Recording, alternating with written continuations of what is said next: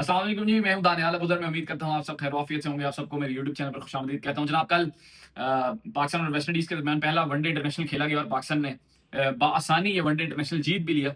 बआसानी इसलिए कह रहा हूँ क्योंकि जीतना चाहिए था बआसानी, but so called intent merchants ने थोड़ा-सा रिजवान और बाबर ने इतना एक स्लो कर दिया कि आखिर में आके यंगस्टर्स को तेज़ खेलना पड़ा। 76 बॉलों पर 110 रन रह गए थे, जहाँ से फिर हसन नवाज ने पाकिस्तान को उस मैच से निकाला।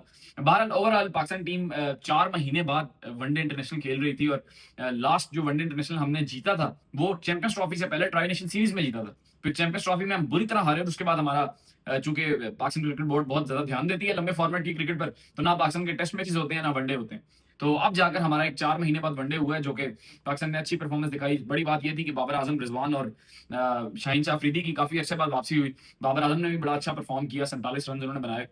रिजवान की इनिंग्स थोड़ी-सी स्लो थी, लेकिन शाहीन शाह अफरीदी पहली इनिंग्स की अगर बात करूँ तो पाकिस्तान ने टॉस जीतकर खुद बॉलिंग का फैसला किया। विकेट भी थोड़ा-सा इस तरह का था, बट आई थिंक बैटिंग कर लेनी चाहिए थी क्योंकि इतना भी बुरा विकेट नहीं था और वेस्ट इंडीज़ के पास कोई इतने क्वालिटी स्पिनर्स थे भी नहीं कि जिनसे आप डर कर आपने पहले बॉलिंग चूज़ कर ली। तो अगर पाकिस्तान पहले बैटिंग करता, आई थिंक 300, 320, 330 रन पाकिस्तान इस विकेट पर आसानी से बना सकता था। बट स्टिल मैनेजमेंट की ये थिंकिंग थी कि हम बाद में बैटिंग करेंगे। और शाहीन शाह अफरीदी ने बहुत अच्छी बॉलिंग की। उन्होंने ऊपर से भी पहले ओवर में ही विकेट ली। आई थिंक ब्रेंडन किंग की उन्होंने विकेट ली पहले ओवर में और उसके बाद वापस जाकर भी शायद होप ने एक छक्का उनको मारा और फिर नेक्स्ट ही बॉल पर उनको उन्होंने आउट किया। फिर शमार जोसेफ ने उनको एक 6 रन के लिए मिड विकेट के ऊपर से खेला, फिर नेक्स्ट बॉल पर उनको भी आउट किया शाहीन ने। सो ओवरऑल शाहीन ने 8 ओवर्स में 51 रन दिए, थोड़े से एक्सपेंसिव रहे और एक्सपेंसिव क्यों रहे मैं आपको आगे चलकर बताता हूँ। लेकिन शाहीन ने 4 आउट किए, एक अच्छा कमबैक था शाहीन की जानब से।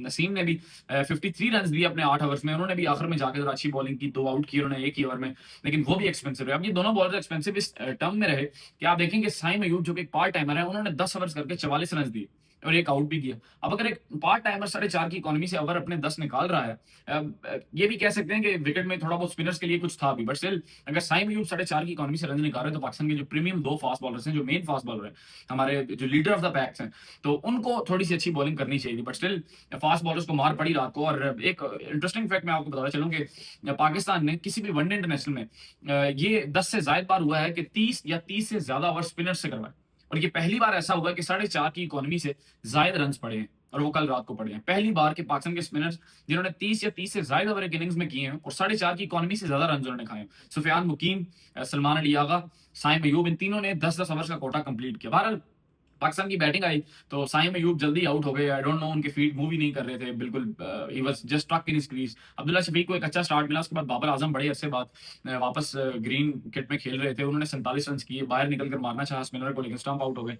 रिजवान की मुझे कुछ समझ नहीं आ रही वो कौन सी इंटेंट है जो रिजवान दिखाना चाह रहे थे। उन्होंने 69 बॉलों पर 53 रन स्कोर किए और मैच बड़ा मुश्किल कर दिया था उन्होंने पाकिस्तान के लिए। फिर तो आखिर में हसन नवाज, उनकी जितनी तारीफ की जाए कम है। थ्रू आउट द पीएसएल उन्होंने दिखाया कि वो किस तरह मैच फिनिश करने की सलाहियत रखते हैं और अब जाकर ये लगता है कि 6वें नंबर का बैट्समैन पाकिस्तान को मिल गया ना कि हसन नवाज ने अपनी सारी domestic cricket, PSL, Kashmir premier league सारी एज एन ओपनर खेली और क्लब क्रिकेट में भी एज एन ओपनर खेलते थे।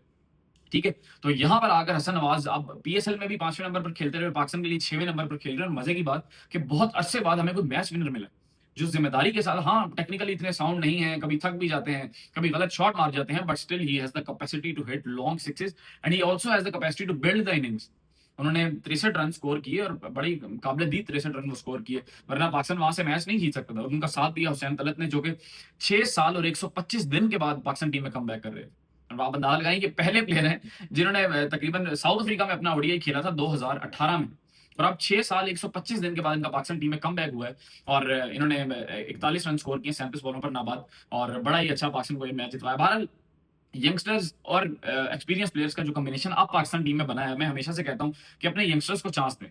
रिजवान बहुत अच्छे लीडर हैं, उन्होंने ऑस्ट्रेलिया में आपको सीरीज जितवाई। Salman Ali Agha is good for टी20s, उनको आप वहां रखें, पाकिस्तान की नई टीम है। बहरहाल इस इंटेंट, इस अप्रोच के साथ पाकिस्तान टीम को आप जाने दें, लेकिन थोड़ी सी जो हमें चेंजिंग लानी पड़ेगी। आपने 280 रन जो वेस्ट इंडीज से खाए हैं इस विकेट पर बनते नहीं थे कि वेस्ट इंडीज की टीम 230-240 रन वाली थी, तो आपने यहाँ से 280 खाकर ज्यादा की, अपने लिए आप मैच फंसा बैठे थे एक टाइम पर। बट स्टिल पहला वनडे था, आई होप सो जिस तरह की वेस्ट इंडीज की 10वें नंबर की टीम है तो आपको इनको 3-0 से क्लीन स्वीप करना चाहिए।